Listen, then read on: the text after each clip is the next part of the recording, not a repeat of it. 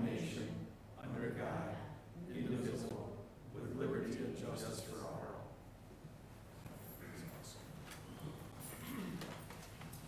Welcome everyone, and we are back in person if you haven't figured that out by now. We do have a couple things I just want to start out with.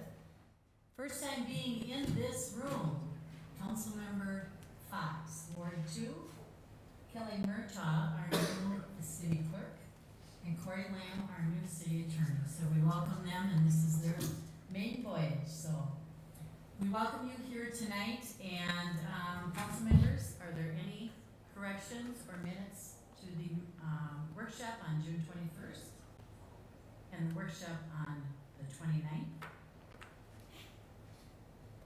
Seeing none, they are approved. Public comments tonight. For public comments, we have options for the comments to be mailed prior to the meeting, as well as the interaction feature during the meeting. For the email comments, they have been forwarded to the City Council and their receipt is now acknowledged. Please recognize that items not on the consent on the agenda will not be discussed this evening. For live comments, they may be either through Zoom link or in person. We ask that the attendees either raise their hand in person or use the raise hand feature in Zoom, and they will be invited to speak one at a time. I also want to remind everyone that the public comment period is not intended for an extended dialogue. I'll first go to the chambers. Is there anyone at this point that would like to speak to the council at this time? Anyone that would like to speak to the council at this time? Okay, seeing none. At this time, I will move to Zoom.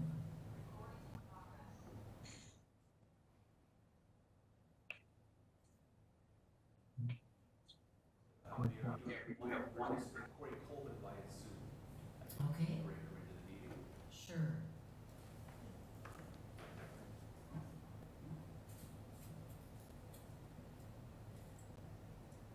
Corey, you should be in the meeting and set stage. Good evening, everyone. Good evening, Corey.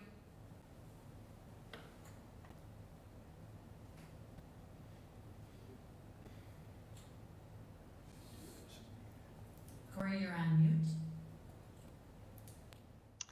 Hi, can you hear me now? There you go. Yes, we can. Perfect. So my name is Corey Colvin. I am back once again to speak in favor of amending our current ordinance regarding the keeping of backyard chickens. I want to thank the city council members for taking the time to have city staff address and research the topic of backyard chickens. The Planning Commission has done a wonderful job and has been able to find information from reliable sources such as the CDC, Minnesota Department of Health, and city officials in other communities that already allow the keeping of chickens. And through their research, staff has found that the keeping of chickens will pose little to no risk to our community. On behalf of myself and the dozens of others in our community who want to see this ordinance passed, we look forward to having this topic placed on the city council meeting agenda for a public hearing and final vote for the next meeting. So, thank you. That's all I have to say tonight. Thank you, Corey. Anyone else wish to speak via Zoom?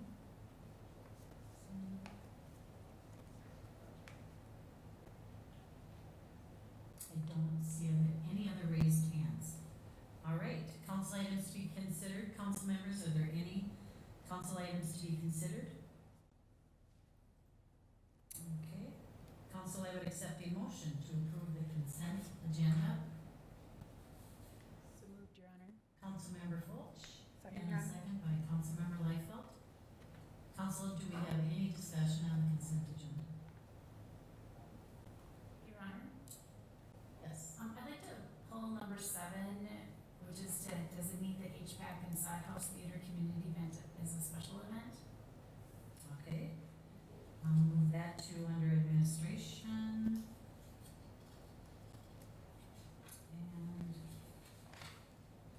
And we'll move that to number 3. I'll add that at number 3. Any addition, council? Okay, then, I would take a vote. We have the motion on the floor with pulling number 7 take a vote at this time to pass the rest of the consent agenda. Councilmember Fulch? So I'll make a motion to approve the rest of the consent agenda as presented. It is moved and seconded, Your Honor, we just need to vote. Yeah, so I forgot how to vote. Councilmember Vaughn, I forgot, literally, how we did it in person. Voice vote. Okay, thank you. All those in favor of, accepting the motion without number 7? Aye. And aye, and, opposed to, accepting the consent agenda. Okay, that motion prevails. Oh, that was a lapse in time, sorry. Tonight, under community development, we have a authorized signature Confluence Development, the Fourth Amendment to Purchase and Develop Agreement. And we have with us tonight John Hinsman. Welcome, John. Thank you, Mayor, City Council members. Well, back before you tonight to discuss the Confluence project, and I think most of you are aware of the project going on down by the river. We have been involved in that project now for about 10, 11 years. We had a purchase and development agreement with that project for the conversion of the old Hudson Manufacturing Building. We signed that in 2016. We've had some subsequent amendments behind that. The purpose of that agreement was to set the parameters for transfer of the building and expectations for performance for both the developer and for the city and Hedra in doing so. And over the last few years, a lot of great things have happened down there. The environmental contamination cleanup has been nearly complete. Exterior renovation of the building is just about complete as well. Confluence was at a point in early 2020 where they were about to start with a tax credit investor on some further interior work. The COVID did delay that. And so the dates that we had within the original agreement have transpired, but the project has continued to move forward. In order to make the development agreement relevant pertaining to performance dates, we are offering an amendment tonight that we have discussed with the developers of Confluence. That does a couple of things. It's a rather short amendment from the amendments we've had on this agreement in the past. Some of the key items are, we have some of the commencement and completion items have been updated. Since we last completed this amendment, we've done most of the environmental work. We have gone through the building, done the environmental encapsulation. There's still some items of performance that we discussed at the workshop relating to the integrity of some of that encapsulation work, which we're actively working on, but a lot of that work, grant funded, was completed last year. The vapor intrusion mitigation system has also been installed, all the pipe work, the equipment for it. This is a system that actively vents out soil vapor out of the building. Only thing we're really remaining on that one is testing of that, and we need to wait until the building is more substantially complete so we can test the full integrity of the system. So we have made note within the agreement of items that have been completed. We've also set a couple of dates there. From our wood seal and encapsulation work, August 31st, we should be done with that. That's in the agreement. And Confluence should substantially complete the construction work within their building by October 31st of next year. As you know, we've had dates like this in the past. One thing that is very significant about the date that we have tonight is that in addition to this, the developers have agreed to a minimum assessment agreement. You may ask, what exactly is that? That states that if this project is not completed by that October 31, 2022 date, that Confluence would agree to be taxed on that project at the value within our TIF agreement, which is about $5 million.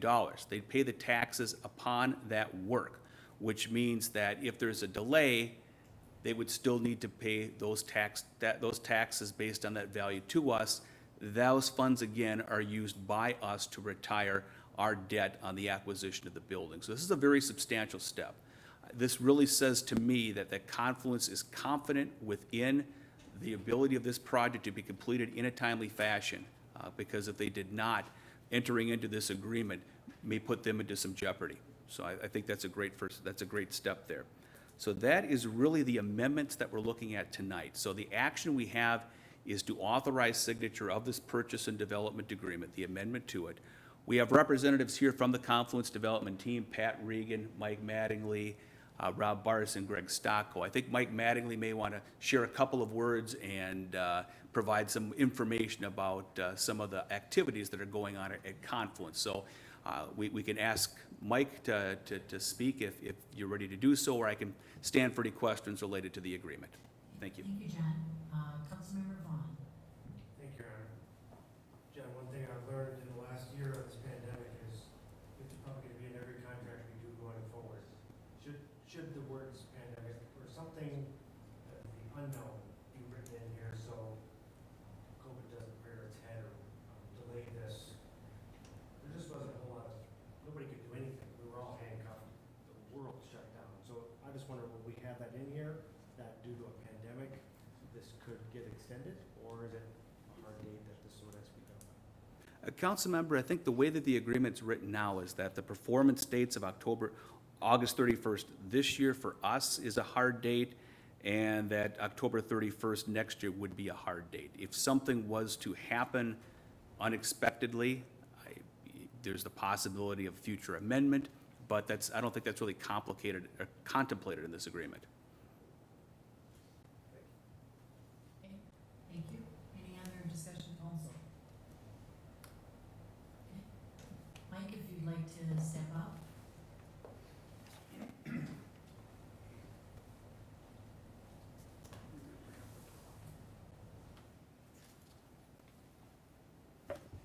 Mike and Rob. Thank you. Thank you, Mayor and council members. It's good to be back here today. We're excited to be here in person. I didn't realize this was the first in-person meeting, but feels fitting and pretty exciting that we're here today. So I'm grateful to have the opportunity to be here. I'm Mike Mattingly, one of the owners of the Confluence Development Project, along with Pat Regan and some of our family. Also here, Rob Barris with Mint Development Company, who's been integral in assisting us with the project. Greg Stocko with Stocko Speedling Construction, our general contractor. So I think the overall message here today is that throughout the last 15 months, really since March, 16 months since March of 2020, when the world turned upside down, we've been working, we've stayed committed to this project. We found a way to persevere through something that, frankly, we didn't foresee, and I don't think anybody foresaw. And we couldn't be more excited now to be here where we are today, and frankly, grateful, too, to have the opportunity to not have had, something that was really unforeseen by us. We didn't allow it to derail us, and we're excited to be here. So what happened? Just a little history. It was 5 days after we signed our term sheet with our federal and state tax credit investor, I think it was March 17th of 2020, that the world shut down. And I think I was sitting in my home office that day, and I got a call, maybe it was the next day, from the gentleman we were working with at that tax credit investor, and he said, it's probably not good news here. We've got a global pause on anything related to hospitality, and we're not going to be able to move forward with an investment in your project at this time. And at that time, we were sitting there not knowing where we were at either. So I think everybody was a little bit hopeful at first that it would be shorter lived than it turned out to be, but by probably June or July, it was obvious that it wasn't going to be a blip. It was going to be a year-long or certainly a 12-month-long event. And so we adapted, and we came up with this phasing plan that I think we talked to you about at a remote meeting, where we were able to close an interim financing package, keep really significant work going on the site and on the shell of the building, and we did that. And that closed in September of 2020, and that work was mostly completed in the fall of 2020, and some of that work has continued in the spring and into the summer of 2021. So while that work was going on, we were also obviously working behind the scenes on keeping the overall project on schedule, not just that first phase, or on as much of a revised schedule as we were able to adhere to. And so, in that process, we were able to locate a new tax credit investor for the federal tax credits and a new tax credit investor for the state tax credits. So we signed term sheets with those parties in May of this year, and we're working in the late stages of definitive agreements with those parties for those investments. So that's a huge step for us, and was always one of the things that was going to be a necessary prerequisite to being in position to get going full bore again. The other big thing that's changed is that we made the decision late winter, early spring of this year that we were going to take over operations of the restaurant, and we were going to have the restaurant that we were planning to have there. It's going to now be run by our hotel operator, IDM Hospitality Management. They run restaurants in a range of other properties that they operate, including down in Springfield, Missouri, where Rob and Pat and I went in March, I think, of this year. We took a visit as we were making that decision. We wanted to vet it, make sure we were comfortable with it. We had a great trip down there, a really good experience with their food and beverage people. And we think that by running the restaurant, we do two things. Number one, we control our timeline, and we don't make ourselves subject to finding somebody else who's willing to open a new restaurant in this environment. And number two, there will be a lot of opportunity for synergies with the restaurant and the hotel and the event, and we'll really control everything in that space, and we're excited actually about that decision. It was, to some extent, it was one of those things that was forced upon us, but that now I think we're happy was forced upon us. So where are we going from here? So I think that the most immediate place that we're going is July 15th at 8:30 p.m. We're planning tomorrow to get the cupolas remounted on the roof of the building. Those cupolas will have lights on them. And we plan to have a little topping off and lighting of cupolas ceremony on the Thursday before Rivertown Days. So 8:30 p.m. Here's a weather vane that'll go on top of the cupola. Those have been refurbished. Rob, you know the name of the gentleman who did that. Bruce Bauer. Bruce Bauer. So we're really proud of that. We've got 7 or 8 of those. How many of them are there, Greg? 9 of those that'll go on top of the cupolas of the building. So those should be a real feature, and those will be lit up by the lighting that we have on those cupolas, and that's what we plan to show off on Thursday. So that'll get announced in addition to tonight in a blast from the chamber that'll come out here soon, and that'll be a good chance for us to kind of make some publicity around the fact that we're moving forward here again. Following that, I think we plan to show quick and constant activity on the site, both from a construction standpoint and from a marketing standpoint. So I'll let Rob speak in a little bit more detail of that schedule because he's managing those details, and we want to give you the confidence that we have that we're going to be able to move forward on the timeline that's in this agreement. So I'll kick it over to Rob here for a minute. All right. Thanks, Mike. Good evening. So as Mike mentioned, next week's going to be a fun one. I mean, tomorrow is actually the day they're going to have the crane out and setting the cupolas. So we're thankful for city staff. Nick Egger is going to be out there with his drone flying for us, getting some footage, and then we're going to use that for the ceremony that we have on the 15th. So we're excited to see those go up. In addition to that, as far as the fun touch points moving forward, now that we have IDM really integral into our process, in August we'll be releasing the name of the restaurant, which we have established. We're working on some marketing collateral that we'll be able to distribute to the city, to the chamber, to other organizations, so that when people ask about the Confluence, there's something they get handed off, statistics on what the project is, what it encompasses, when are apartments available, when are we going to be making guest rooms available in the hotel. So a lot of that's going to be available and tangible for everyone to distribute. We'll also start pushing some of our social media outlets live in August. So we'll just have more consistent messages going out. And that will be all wrapped together as we work with IDM to build a website for the hotel and the complex all together. And the goal for that is that they have that ready a year before they start taking reservations for the hotel, so that we can proactively already start capturing some of those room reservations. So a lot of exciting elements to the brand for the Confluence and the restaurant and the apartments are going to really start taking shape here in the next 60 to 90 days. And then in parallel with that, as Mike mentioned, with construction activities, I mean, seen a lot of activity. It's great with as big as the building is to see it come to life from the exterior with the new roof. Greg's team's been, active doing a lot of work out there. Within the next 2 weeks, we're going to have curb and gutter going down. blacktop going down for the parking lots. So the site really will take shape and allow us to have staging areas then to start bringing the crews back onto the site to work on the exterior and interior. So a lot of the remaining site work activities will be done this month, other than the final touches at the very end. So July will be great for exterior. And then once we close on the tax credit investor, we'll start working on the remaining shell activities. So the remaining tuck pointing, painting, getting, the branding band around the building, those final touches, windows going in, will go from about August through the fall and winter. And then we'll also be entering the interior around August as well. And I know we've talked a little bit about the date that John mentioned in the agreement of October 31st, but you'll be happy to know that just in the last 5 minutes, we picked up 30 days because I had noted I like conservative schedules that we can hit. And Greg said, well, we've got a wedding that we're planning in here in August, so we're going to be done by July on the interior. So he's got some aggressive push behind him as well. Outside of the ownership team to make that happen.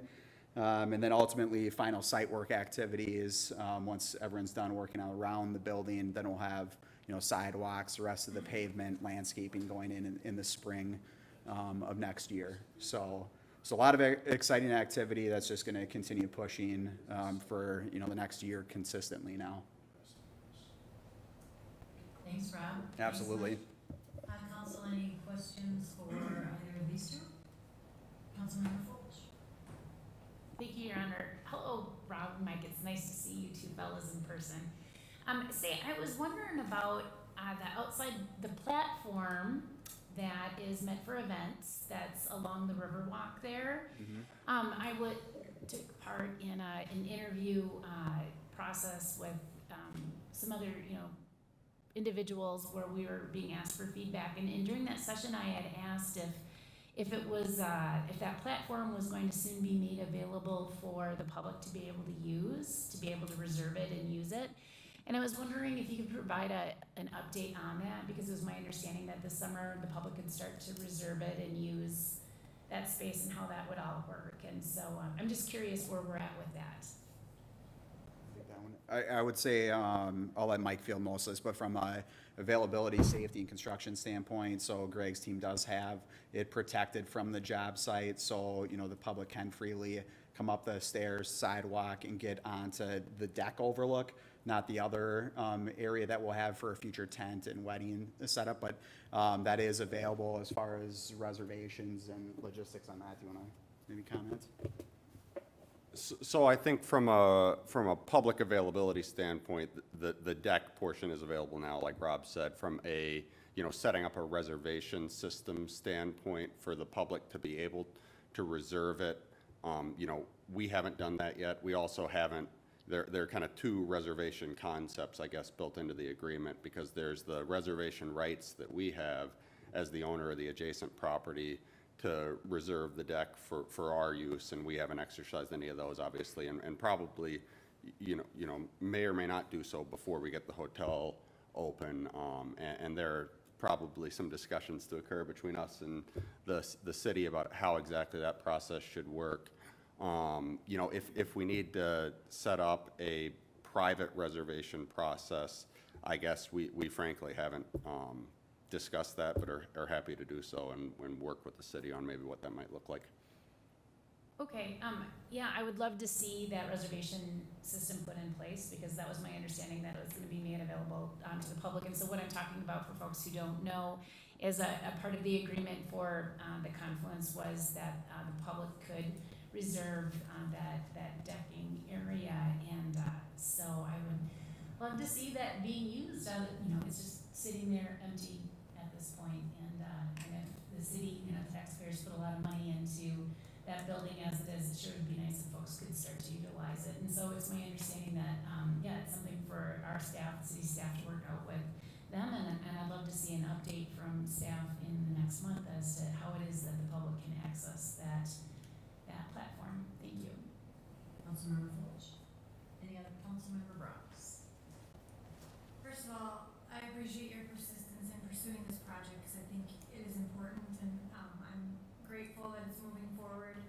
My question is a little bit more environmental in nature, and do you have any concerns about staffing and workforce? Because it seems like in general, there's a lot of concern, especially in the hospitality industry, about having enough people, to staff a venue this size. Do you have any concerns about that? And if so, you know, what are you doing to address those concerns early on? Thank you, council member. I think that's certainly a good and a fair question, and you know, I'd give a dishonest answer if I said we don't have concerns about that. I think anybody who works in any business right now has some concerns about current staffing and labor shortages and that type of thing. I think that the answer to the question, frankly, and the way that we have addressed our concerns is through engaging IDM Hospitality Management, who will be the management company that will operate the hotel. They operate 10 or 12 other boutique hotels in similar towns throughout Wisconsin and Iowa and Missouri. They have a great history of doing this. They will bring in a quality GM who will run the operation. I frankly think we will benefit to some extent by opening in 10 or 12 months instead of today. I think that the environment, hopefully for labor, will be a little bit stronger then.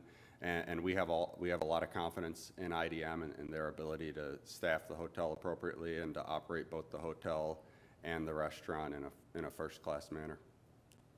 Thank you for that. And just as a follow-up question, do you have a sense for how many positions that there, you know, how many jobs there might be available in the community, just if people are interested or looking for jobs in the future?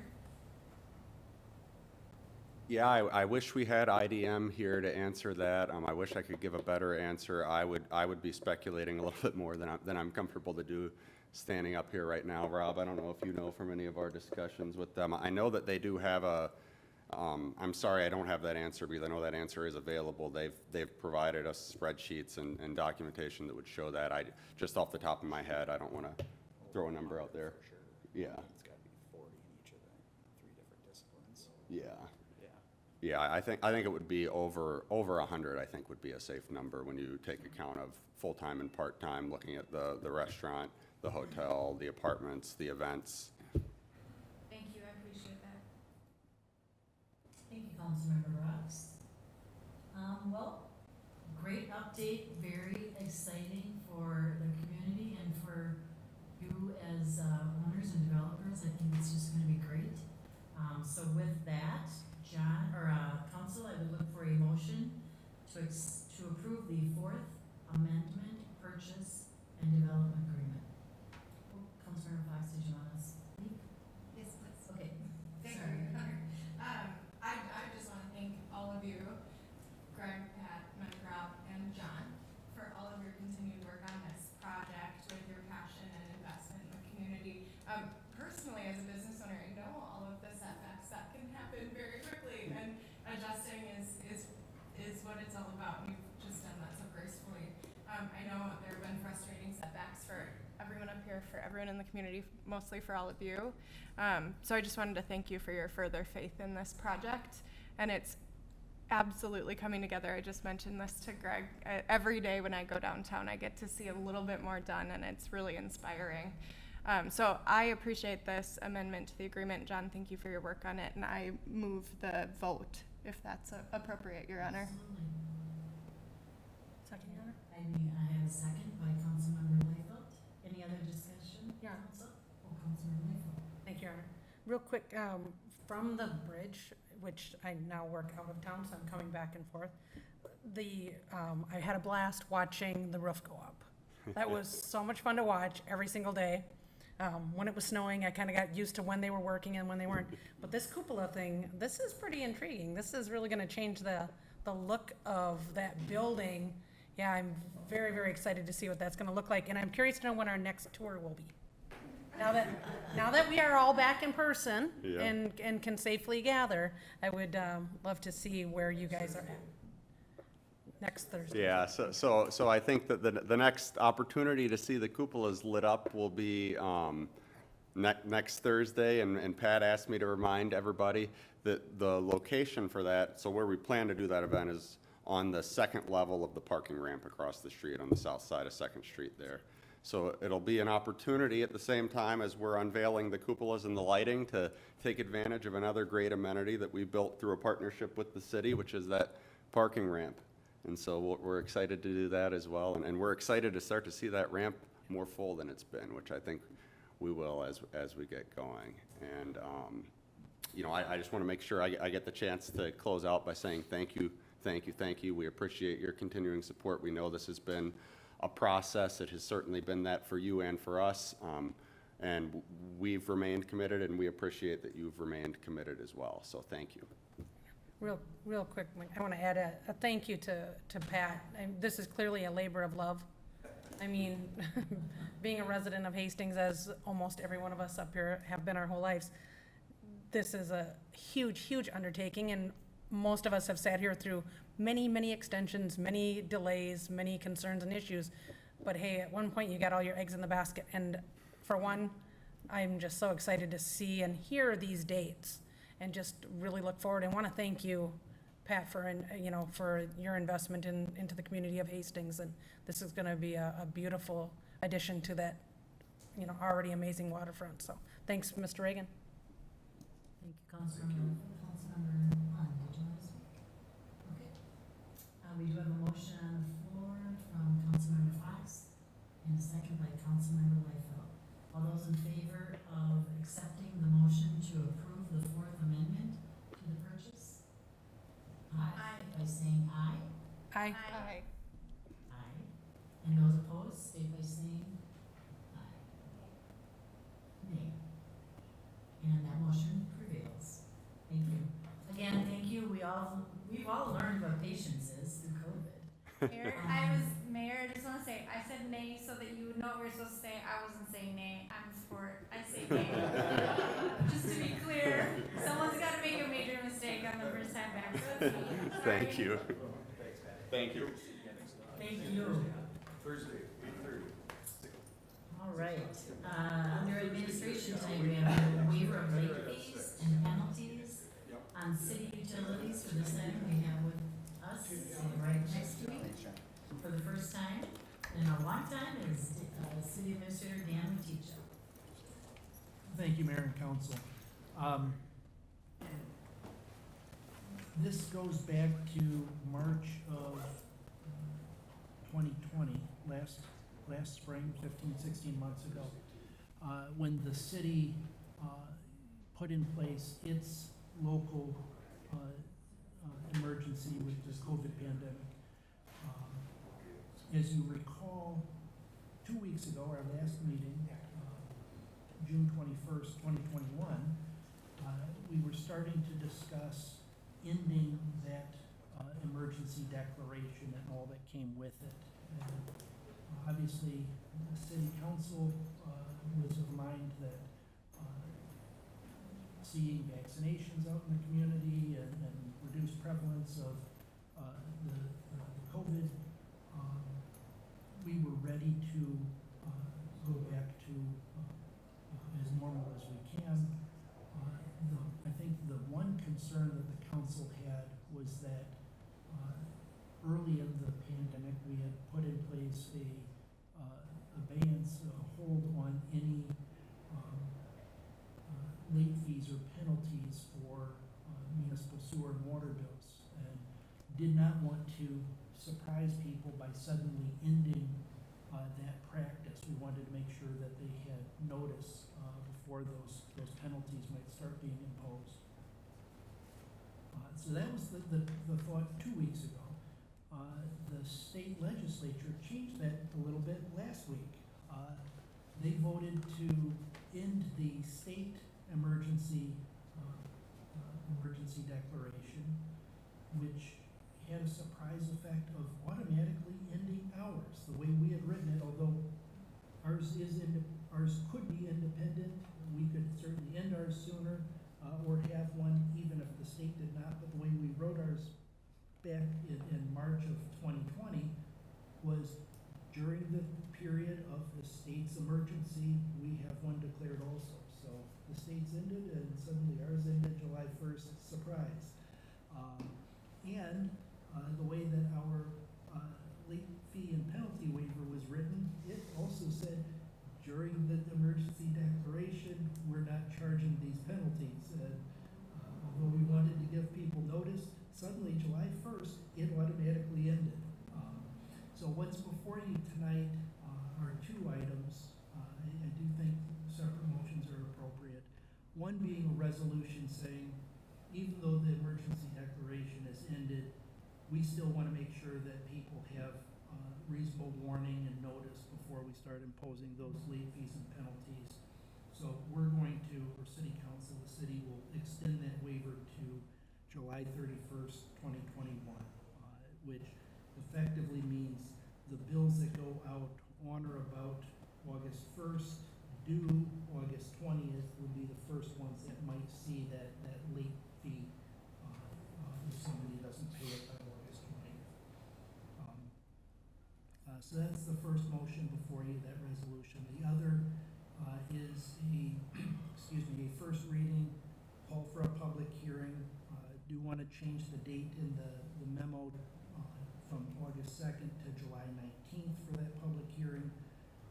That would rescind the emergency ordinance 2020-07, the formal ordinance in which we put in place that waiver provision.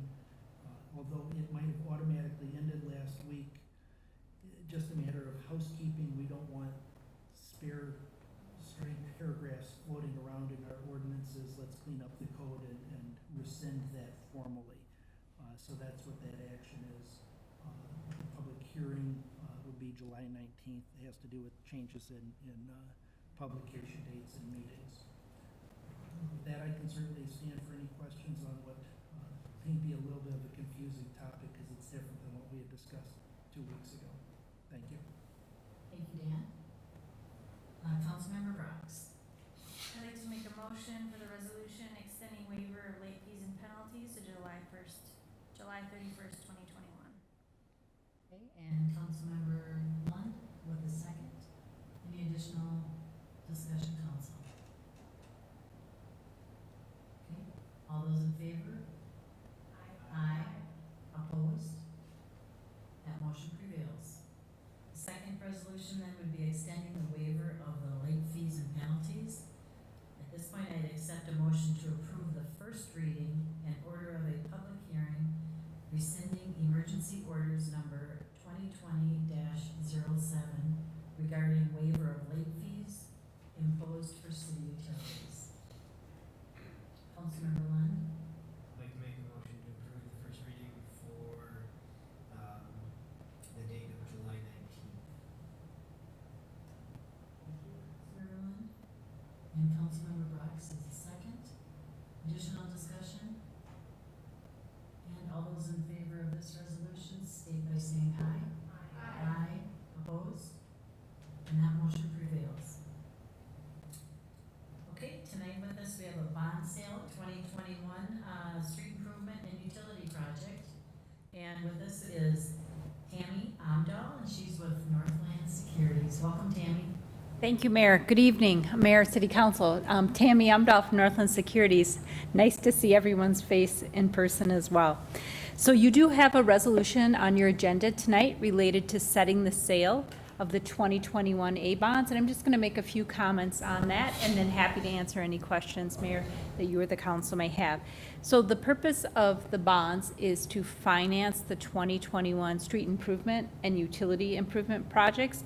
The estimated principal amount of the bonds is $2,235,000. That can change depending on final terms, but that is the estimated amount at this time. The security or the repayment of those bonds will come from tax levy that the city has been planning on, and I've been working with your finance staff on that debt service, as well as net revenues of the water and sewer fund that would be pledged to the bonds. The bonds will be issued as general obligation bonds, which means the full faith and credit if those other revenues were not sufficient, including special assessments, if I did not mention that. The repayment terms will follow the same repayment terms for the city's existing bonds, which means February 1 principal payment and August 1st interest payment. Rates continue to be at historic lows. The estimated average coupon at this time is 1.28% to be precise, and the true interest cost, which takes into account the purchase price by the underwriter, is estimated at about 1.4%. We won't know those final amounts until the day of the sale when we take bids.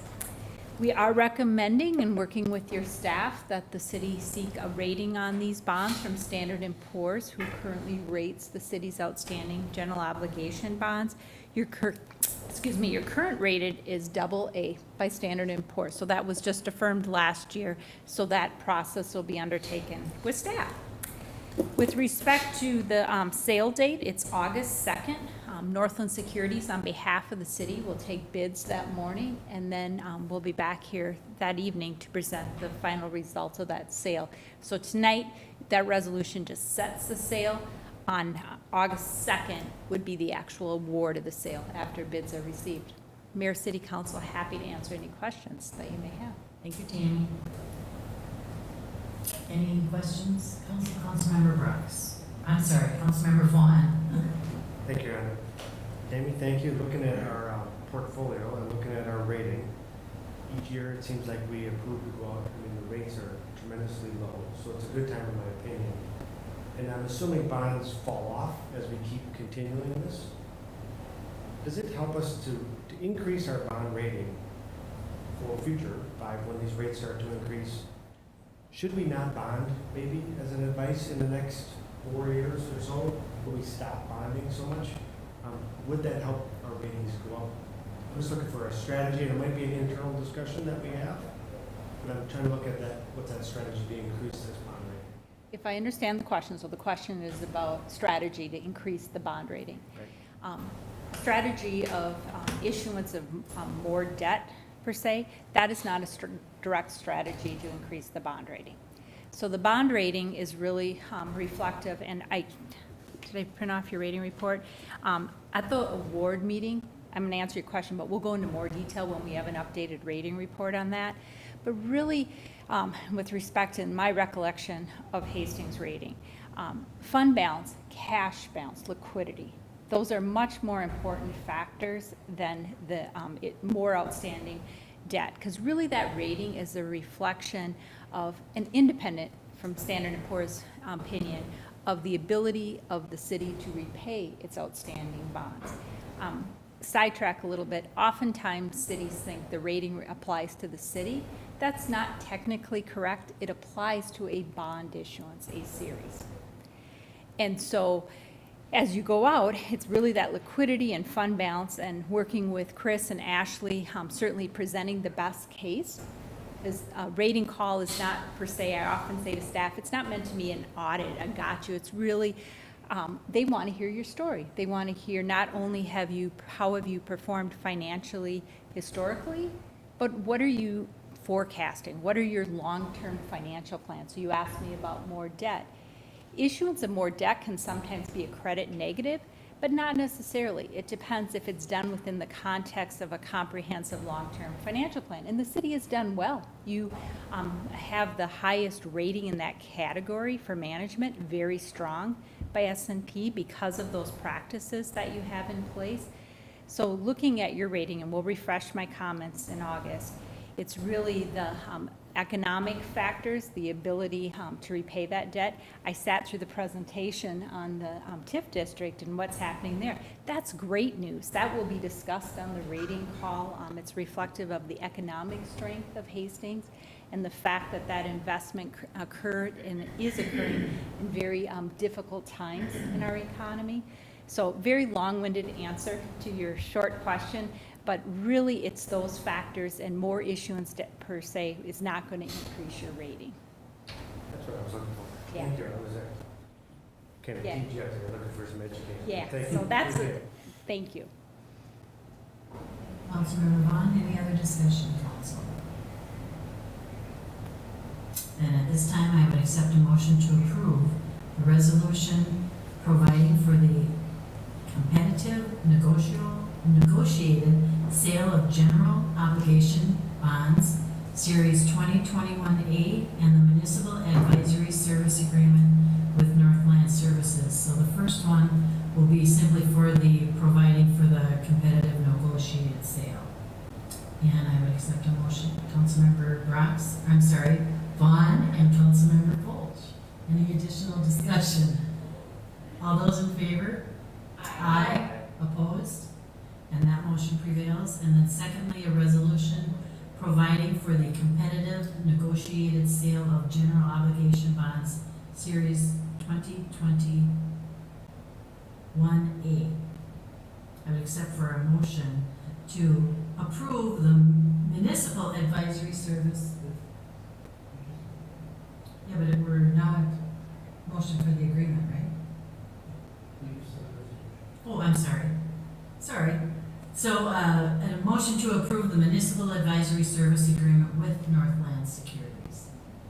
Councilmember Vaughn and Councilmember Fulch. Any discussion on this? All those in favor?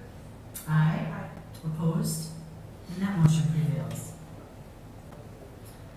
Tonight then we'll add, number 3 under administration. Councilmember Fulch, wish to pull that from the consent agenda. Number 7, designate Hastings Prescott Area Council and Sod House Theater Community. Councilmember Fulch, would you like to speak to that? Thank you, Your Honor.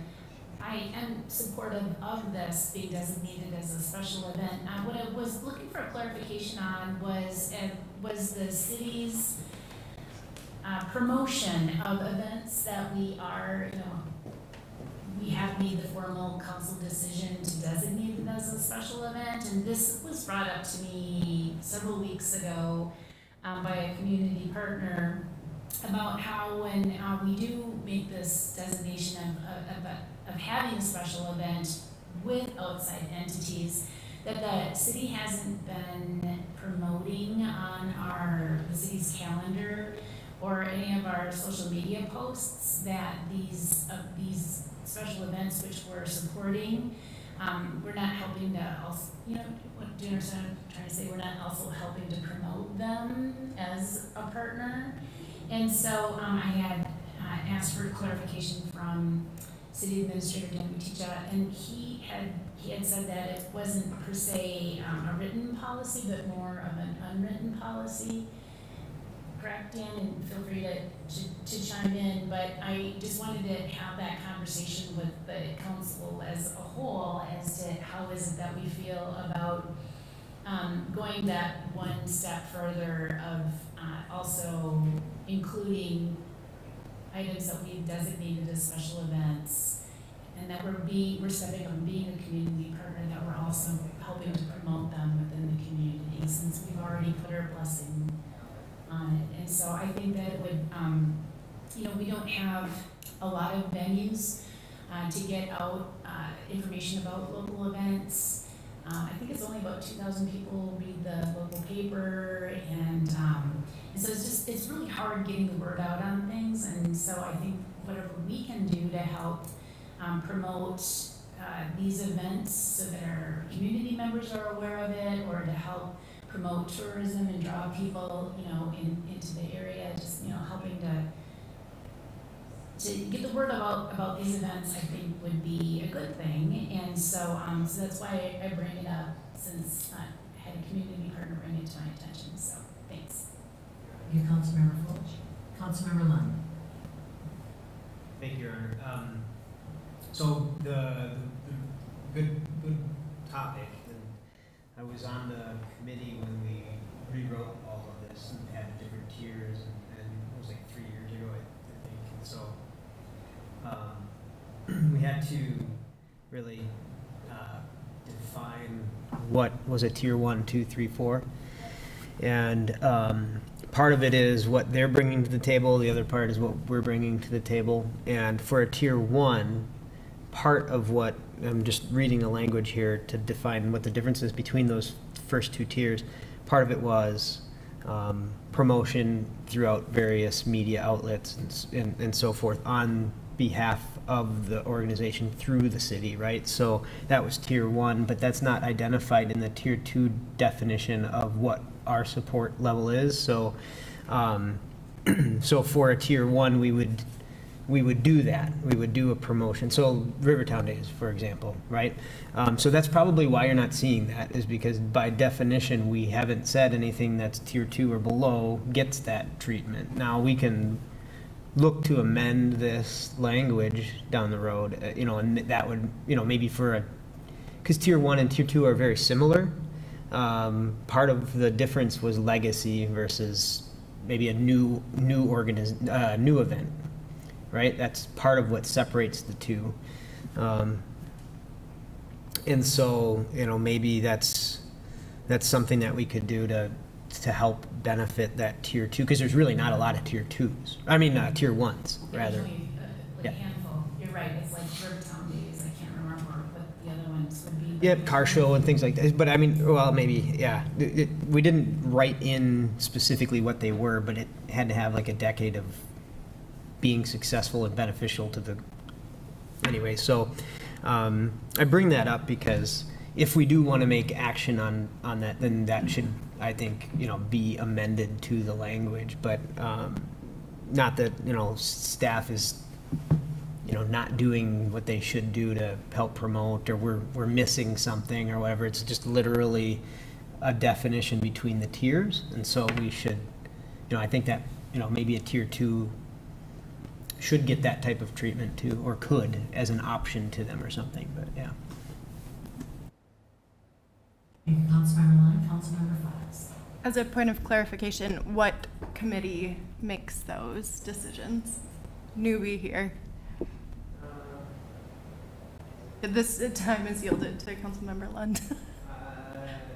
I can't remember what committee that was. Administrative committee, I Okay. think. Operations or administrative? No, not operations. Not I operations. think it was administrative. I think it was Okay. administrative. Thank you. Which Councilmember Lund, you were the chair of this year. Correct, but I was just reflecting back on, a few years ago when the language was written, but. No, thank you. I Yep. appreciate this. Councilmember Lund and I have a lot in common with communications, visions, and I appreciate knowing that that was a conversation that had happened, because I just keep seeing tier 2 on applications. So thank you for clarifying that. Additional discussion? So Councilmember Fulch, what would you like to do with this? Well, I would like to revisit that and clarify about the tier 2, and thank you, Councilmember Lund. I was on the administrative committee as well, and I do remember us having a lot of conversation, but as it was brought forward to me, it was more of a, geez, we're missing opportunities here since we've already given these events, that designated stamp of approval from us as a council of being supportive, and how that could help also just bolster awareness. I think a lot of people actually do follow the City of Hastings community events postings. I think that we are blessed with a good communication staff, and that we do have folks following that feed. And so just, whatever we can do to help support our local organizations, especially when the majority of them are charitable events or nonprofits. So, if you're chair, I'm no longer on the administrative committee, so I forget who it is that is doing that, but I think it would behoove us to revisit that issue and just update that to make that small change to who it is that we help promote on the city's calendar of events. If there's agreement amongst the council about wanting to do that, so. Okay, thank you, Councilmember Fulch. Councilmember Brooks. I would motion to approve the special event designation as is stated and recommended by staff, with a note that the administrative committee chair, which would be Councilmember Lund, would look to updating the policy if it's necessary. Second, Your Honor. Councilmember Brooks, and second by Councilmember Leifeld. Additional discussion? Your Honor. Thank you, Your Honor. Yep, I'm just kind of reading between tier 1 and tier 2. Hard for me to decipher what's what. I, just as a side note, and I know this will meet to talk about this further at a later time, but I don't see where there would be an issue. If it's something that we have to approve at a council level, why would we just not put it on the calendar?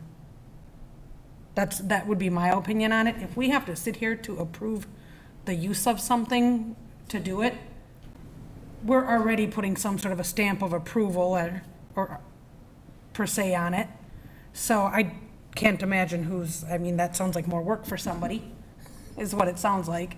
And city staff, it sounds like more work, you know, with the team that handles the publicity stuff. But it seems to me to make perfect sense. I'm always looking, every Wednesday, Thursday, I start looking through my Facebook posts, my websites to see what's going on, because there isn't one spot to find it all, right? There just isn't. But I just feel like we as a city, if we're taking this time right now to say, yep, this is an event that we approve of, boom. I feel like it should go on our website then. Just my thoughts, Councilmember Lund, for your. Councilmember Lightfoot, Councilmember Lund. So noted. Thanks for your thoughts on that. We'll figure out something to meet at some point in time. It's obviously not an urgent matter, but we can do that. And I mean, just so that we're, you know, saying it out loud, you know, it may not sound like a lot of work to just put it on the calendar, but I'm not doing it, you're not doing it, somebody else is doing it. And it's not just the calendar, it's the additional effort of getting the word out, crafting the message, being in contact with the organizer, et cetera, et cetera. So the idea was tier 1, tier 2, tier 3, tier 4, is it nonprofit, for-profit? You know, do they need security, not detail, but security, you know, do they need to be blocked up, roads blocked off? What is it? You know, so that they categorize, like, this is a big impact event, this is not so much and whatnot, and then how much the city is going to cover as part of that effort, right? And so, you know, we could easily say, well, tier 4 is something interesting for the community to also know about, but at a certain point, then, you know, the city is now getting involved in things that maybe we didn't bargain for or whatever, or it's just too much. So, you know, those are all things we did really walk through, because otherwise we would just have one category and, you know, call it a day. But we wanted to make sure that we identified nonprofit versus for-profit, and, you know, is it a big event, is it not, and what kind of, you know, how can we help out so that it can still be a successful event and safe and whatnot. So yeah, we'll find, Dan, we'll talk and we'll find a time to look at it. It should be a pretty easy thing, but that's the thought behind all those tiers. Councilmember Fulch. Thank you for the discussion. It was brought to my attention that it was like the big Rotary event that's taking place in September, as a for instance, isn't being listed under the city's calendar of events. And so that's what I'm referring to. I mean, that's a really big event, right? And that we should be piggybacking on. So anyhow, thank you for your time and your consideration for this. Thanks. Councilmember Fulch. There is a motion on the floor and a second. Any other discussion? All those in favor of the motion? Aye. Opposed? And that motion prevails. Council, do you have any announcements? Councilmember Vaughn.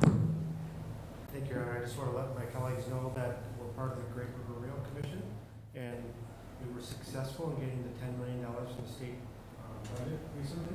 What that does, it frees up some federal dollars from the federal training. I don't know the exact words, but it's almost 30+ million gets released to go to this project. What will happen with that money? Between the state of Minnesota, the state of Wisconsin, the state of Illinois, Amtrak, and the federal government, we will increase a second opportunity to ride a train from Chicago to St. Paul.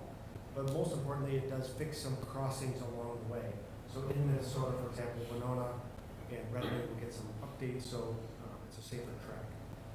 It doesn't affect us much, but my goal as the chair of it was to make sure that train comes right through our town. And we need to make sure that safety, the message is sent that safety is very important to us. And my goal is that this commission hopefully will continue, because I want to make sure our tracks get just as safe.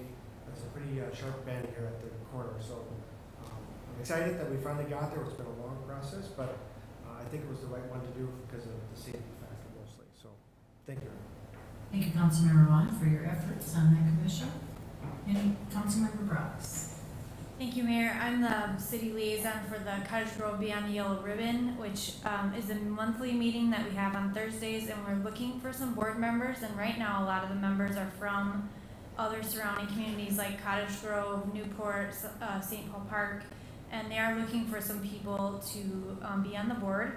I'm on the board for a monthly meeting, as I said, and so if there's anybody that's interested, we need board members, and the commitment is basically to provide opportunities to partner between businesses and military and their families and veterans who need certain services.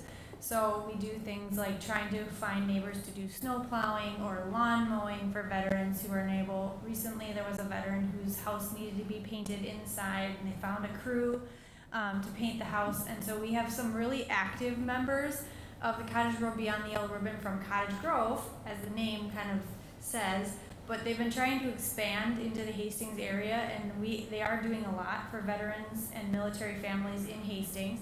So if that sounds like something you'd be interested in participating in, you can contact me or someone. They're changing the name from Cottage Grove Beyond the Yellow Ribbon to Mississippi Valley Beyond the Yellow Ribbon, so that all the communities they're serving will be represented in the name, and they're changing the branding. So I just wanted to say that if you're interested in being on a board, or you want some board experience, or you want to serve military families, or that hits your heart, then let me know, and I will put you in touch with the right people. Councilmember Fox. Councilmember Fox.